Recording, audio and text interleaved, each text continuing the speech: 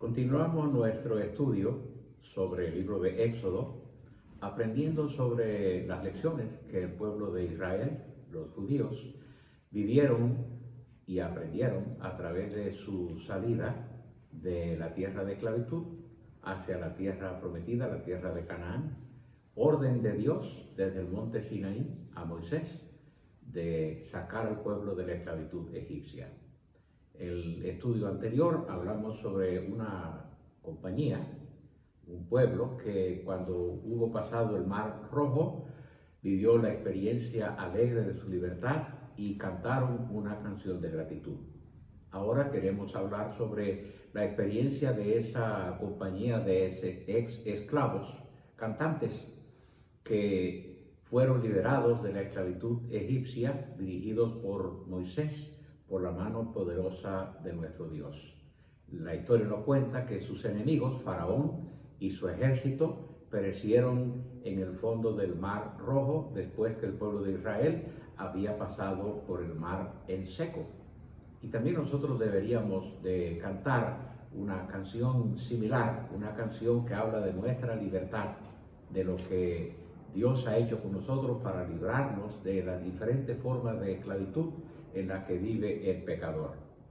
Ahora el pueblo acaba de pasar el Mar Rojo en seco, sus enemigos han quedado sepultados en el fondo del mar y vamos adelante hacia Canaán. Todavía no hemos llegado, recién salimos de la frontera, pero ahora el pueblo de Israel tiene que seguir adelante. Antes de cruzar el mar, Dios le dijo a Moisés: dile a mi pueblo que marche. Y al empezar su marcha, Moisés toca el agua del mar se abre, el pueblo pasa con seguridad y protegido por Dios, y sus enemigos quedan hundidos allí. Ahora vamos entonces a aprender sobre las próximas lecciones que vienen para este pueblo después de haber pasado el Mar Rojo con su gran experiencia y aprendido las grandes lecciones que allí se aprendieron. Pero vamos hacia adelante, van a experimentar lo que Dios quiere que aprendan a través de la experiencia de llegar del cruce del Mar Rojo a la tierra prometida, a la tierra de Canaán. Dice Éxodo capítulo 15, 22 al 27. E hizo Moisés que partiese Israel del Mar Rojo y salieron al desierto de Sur. Y anduvieron 3 días por el desierto sin hallar agua. Y llegaron a Mara y no pudieron beber las aguas de Mara porque eran amargas. Por eso le pusieron el nombre de Mara. Entonces el pueblo murmuró contra Moisés y dijo: ¿qué hemos de beber? Y Moisés clamó a Jehová. Y Jehová le mostró un árbol y lo echó en las aguas, y las aguas se endulzaron. Allí les dio estatutos y ordenanzas, y allí los probó. Y dijo: si oyeres atentamente la voz de Jehová tu Dios, e hicieres lo recto delante de sus ojos, y dieres oído a sus mandamientos, y guardares todos sus estatutos, ninguna enfermedad de las que envié a los egipcios te enviaré a ti, porque yo soy Jehová tu sanador. Y llegaron a Elim, donde había 12 fuentes de aguas y 70 palmeras, y acamparon allí junto a las aguas. Esa parte de la historia que nos cuenta Éxodo nos habla de las experiencias de un pueblo que cambia su amargura en bendición, porque Dios de nuevo interviene. Las aguas amargas de Mara. En el versículo 23 dice: y llegaron a Mara y no pudieron beber las aguas amargas, porque eran amargas. Por eso pusieron el nombre de Mara a este lugar. Aguas amargas, lugar de amargura. 3 días en el desierto sin encontrar agua. ¡Qué crisis para cualquiera! Nosotros necesitamos beber agua todos los días. Los contenedores que habían traído de Egipto ya estaban vacíos. Nuestros corazones necesitan renutrirse continuamente, perennemente, todo el tiempo. Pero cuando dejamos de nutrirnos, empieza la deshidratación, empiezan las consecuencias de no habernos hidratado. En este caso, en esa condición está aquel pueblo que cruza el Mar Rojo en seco, por un poder maravilloso que se manifiesta en su favor, el poder de Dios. Pero 3 días sin agua. Bueno, había agua en Mara. ¡Qué alegría irnos acercando a un lugar donde vemos grandes fuentes de agua! Pero qué frustración cuando nos damos cuenta que el agua está amarga, que el agua no se puede beber. Pueden haber experiencias amargas en el desierto. Esta posiblemente es una de las más amargas, porque con la necesidad de tomar agua, encontrar agua y que el agua no sirve, Israel se siente decepcionado. Esperan todo que va a salir bien. Esperan que si Dios nos pasó por el mar en seco, ¿cómo nos va a descuidar ahora y nos va a dejar sin agua? Moriríamos sin agua. No solamente los seres humanos. Ellos traían sus ganados, traían sus vacas y sus ovejas con ellos. Pero no hay agua. Y si no hay agua, hay decepción. Este pueblo estaba descorazonado, porque necesitaban algo que es de vida o muerte. Israel no solo está decepcionado porque se ha ilusionado.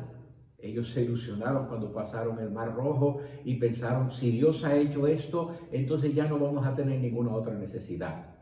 Eso es uno de los errores que a veces nuestros hijos asumen de la vida, porque les ayudamos en un mal paso y creen entonces que de aquí en adelante, cada vez que se metan en el problema, los vamos a socorrer y los vamos a salvar. Pero eso no es verdad, porque si un día les salvamos y nos dimos cuenta de que salvarles no les hizo bien, ahora pueden engreírse pensando que tengo la obligación de salvarlos cada vez que se metan en un problema.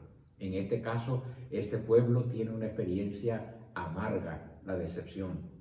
Todos luchamos con pruebas. Jesús habló de esto y dijo, en el mundo tendréis aflicción, en el capítulo 16 de Juan y versículo 33. En el mundo tendréis aflicción, pruebas, pero confiad, yo he vencido al mundo. Qué bueno que podamos confiar en Dios, de que en nuestro andar Él estará con nosotros, pero no nos va a salvar de algunas pruebas que nos van a enseñar algunas lecciones que de otra manera no aprenderíamos de ninguna manera. Esta prueba ocurre bajo la dirección de Dios. El pueblo está caminando por donde Dios les dijo que caminaran. El pueblo ha luchado durante 40 años en el desierto en un camino que era para 3 días. Pero dieron vueltas y vueltas y vueltas porque en el andar cometían errores. En el andar perdían la confianza. En el andar murmuraban. En el andar se enredaban. Y eso retrasaba su avance. Ahora el pueblo está decepcionado. Hay agua, pero el agua está amarga y no pueden soportar la prueba. Es muy difícil. Cuando hay pruebas difíciles en la vida, nuestra confianza nos hace flaquear, nos hace sentir inseguros y como consecuencia cometemos más errores, nuevos errores. Estas experiencias están teniéndose bajo la dirección de Dios. Dios los ha dirigido de la frontera negativa de la esclavitud a el camino hacia, ya nos acercamos a la frontera de la libertad, a la frontera de la posesión de la tierra prometida, la tierra de Canaán. Pero en el camino, otra vez, el pueblo empieza a cometer errores, porque se nos olvida que aún andando en la voluntad de Dios, experimentaremos pruebas, difíciles pruebas. Entonces, la prueba puede ocurrir en tanto que estamos caminando dentro de la voluntad de Dios. Si usted está viviendo pruebas hoy, eso no significa que estás haciendo algo terriblemente mal o que has cometido un pecado horrible que Dios no te va a perdonar. No, las pruebas son parte de nuestro andar y son lo que provocan nuestro crecimiento, nuestra maduración de carácter, lo que ayuda a que crezcamos, pero para eso tenemos que tener la actitud correcta frente a las pruebas de la vida. Aquellas palabras amargas que pronunciaron contra Moisés. En el versículo 24 dice, entonces el pueblo murmuró contra Moisés y dijo, ¿qué hemos de beber? La murmuración no es buena. La murmuración es hacer un ruido bajo entre nosotros, pero no queremos que al que estamos calumniando o del que estamos hablando se entere. Es acá entre nosotros. Cuando hablamos a las espaldas de la gente, cuando murmuramos, nos buscamos problemas. La Escritura está diciendo aquí que el pueblo murmuró contra Moisés. Las experiencias amargas no deberían amargarnos. Este pueblo está teniendo experiencias amargas y se amargaron ellos.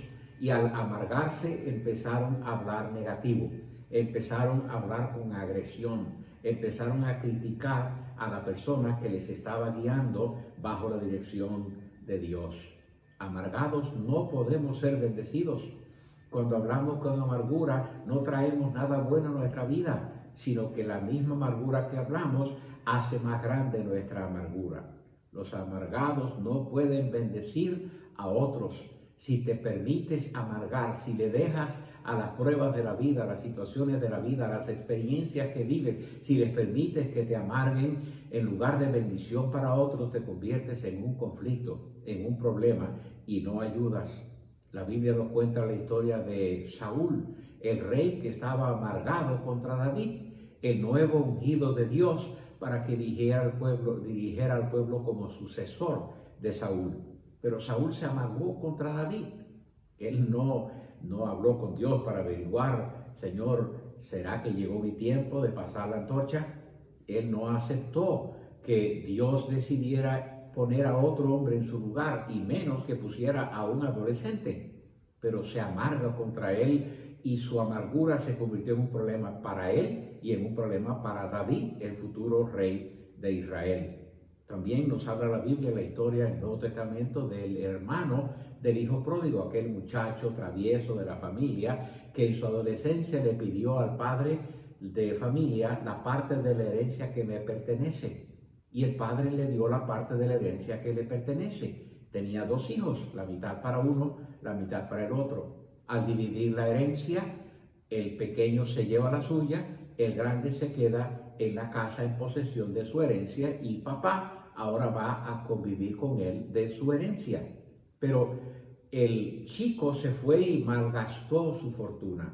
La Escritura dice que vivió perdidamente y cuando regresó a la casa en su fracaso, buscando ser aunque sea un esclavo o un trabajador jornalero de su padre a cambio de pan, de comida, solamente pido que me den de comer, pero yo trabajo a cambio de mi comida. El hermano grande se amargó contra él. Se puso celoso y se amargó con su papá y le reclama al padre en una forma enérgica, pero muy negativa.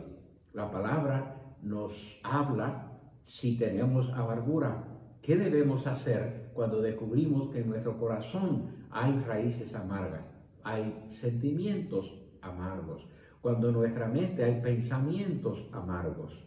La Biblia, por ejemplo, le habla a los esposos y dice que no nos amarguemos con nuestra esposa, porque cuando nos amargamos nos hace daño. Colosenses 3, versículo 19 dice, maridos, amad a vuestras mujeres y no seáis ásperos con ellas. ¿Por qué sería un marido áspero con su mujer? Porque algo le ha amargado sus emociones.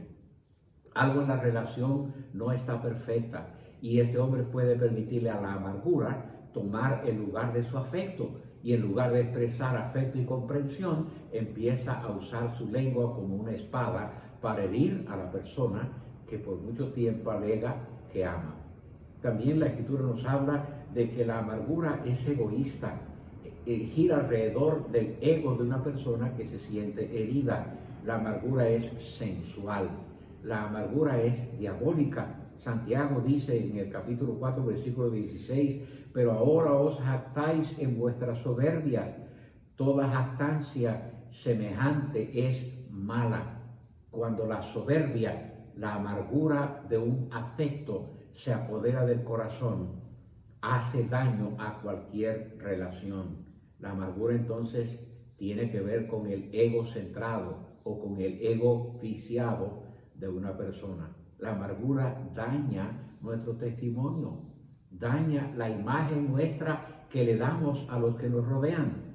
Nos hacemos ver como malos cuando en realidad podríamos manifestar lo bueno de nosotros. Dice Hebreos capítulo 12, versículo 12 a 15, por lo cual levantad las manos caídas y las rodillas paralizadas, y haced sendas derechas para vuestros pies, para que lo cojo no se salga del camino, sino que sea sanado. Seguid la paz con todos y la santidad, sin la cual nadie verá al Señor. Mirad bien, no sea que alguno deje de alcanzar la gracia de Dios, que brotando alguna raíz de amargura os estorbe y por ella muchos sean contaminados. La amargura nos va a hacer daño y va a afectar nuestro testimonio y por lo tanto nuestra conectividad con la gente que nos rodea. El mismo texto nos habla en el versículo 24 del clamor de Moisés. Dice la palabra que el pueblo murmuró contra Moisés y se quejó con Moisés. ¿Qué hemos de beber? Moisés no tiene más a quien ir que a Dios. Y dice el versículo 24, entonces el pueblo murmuró contra Moisés y dijo, ¿qué hemos de beber?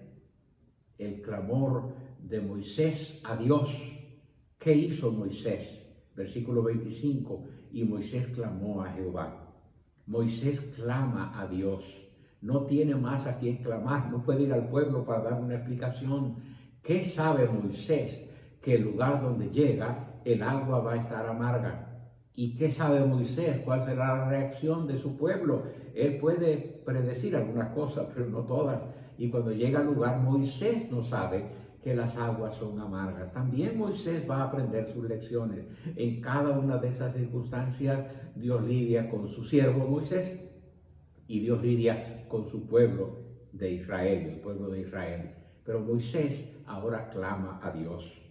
Clama a Dios y ora porque está sujeto a críticas. Cuando la gente critica, murmura contra nosotros, nos podemos enojar mucho. Y a veces hasta enojarnos con Dios, porque es injusto, porque lo permites. Pero Moisés va al lugar correcto y habla con Dios sobre lo que él está escuchando y el efecto que tiene sobre sus emociones, la crítica del pueblo. Y cuando ora porque está siendo criticado, porque lo están hiriendo. Estoy sacrificando mi vida, he dejado mi familia aparte, estoy atendiendo a este pueblo, nos cuenta la historia, y este pueblo está virándose contra mí. Cuando oras, si estás sujeto a críticas, a murmuraciones, a juicio de la gente, vas a encontrar en la oración que hay descanso. No es que lo vas a entender todo, pero por lo menos vas a hacer tu catarsis en el altar de Dios, vas a soltar tu carga en el altar. Cuando seas sujeto a crítica, ora. Cuando la gente te juzgue, ora. Cuando no sepas qué hacer, ora. La oración cambia las cosas empezando por la propia actitud tuya. Moisés no sabía otra cosa que hacer, por lo tanto, ora. ¿Qué le puede responder al pueblo? ¿Puede él cambiar el aspecto de la situación? ¿Puede convertir él las aguas amargas en dulces? No, él no puede. Se siente impotente, pero él sabe a quién puede ir y va y habla con Dios porque no sabía otra cosa que hacer.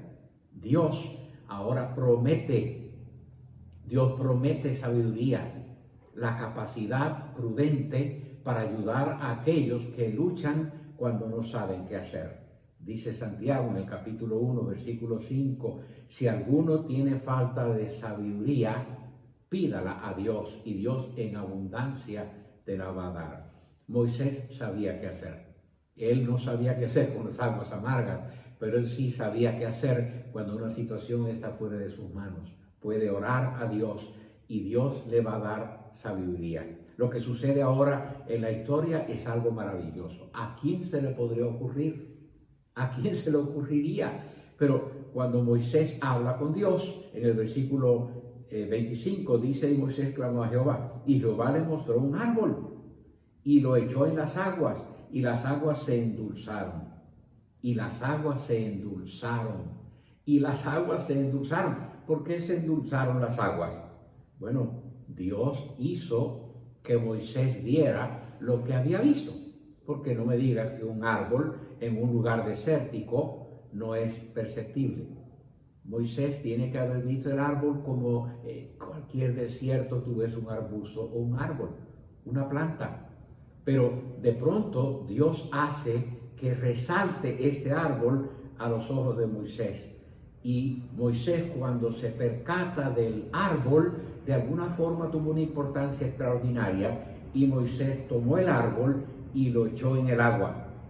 Hoy la humanidad está regresando a las plantas, buscando en ellas remedios para sus enfermedades, para las plagas, para los males.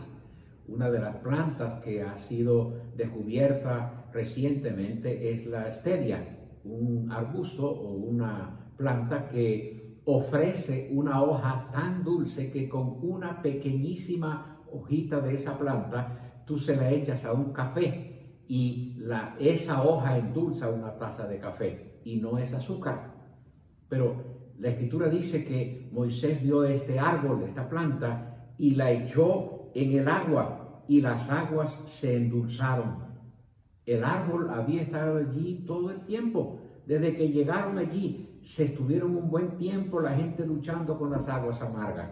Moisés estaba también en el lugar. El árbol estaba allí, pero ellos no se percataban. Pero Moisés habló con Dios. Y cuando él ora a Dios y descarga la ansiedad del momento en Dios, Dios le hace ver al árbol, le revela el árbol. Y el árbol aquel endulzaría las aguas, todas las aguas. Pero Moisés tiene que hacer algo. Tiene que tomar el árbol y echarlo en el agua. El árbol representa el madero en el que Cristo murió, la cruz del Calvario. Para ti y para mí ha estado siempre allí. Hay millones de humanos viviendo en amargura, tomando tragos amargos, y el árbol de la cruz está allí, ha estado todo el tiempo. Tiene más de 2000 años que ese árbol fue cortado y Cristo fue crucificado en él. Y la experiencia con Cristo crucificado endulzaría los momentos más amargos de la vida para convertirlos en los momentos más dulces y más tiernos de la experiencia humana. El árbol del Calvario representa aquel árbol que Moisés echa en el agua y se endulzaron las aguas. Recuerda la cruz cuando estés viviendo experiencias amargas.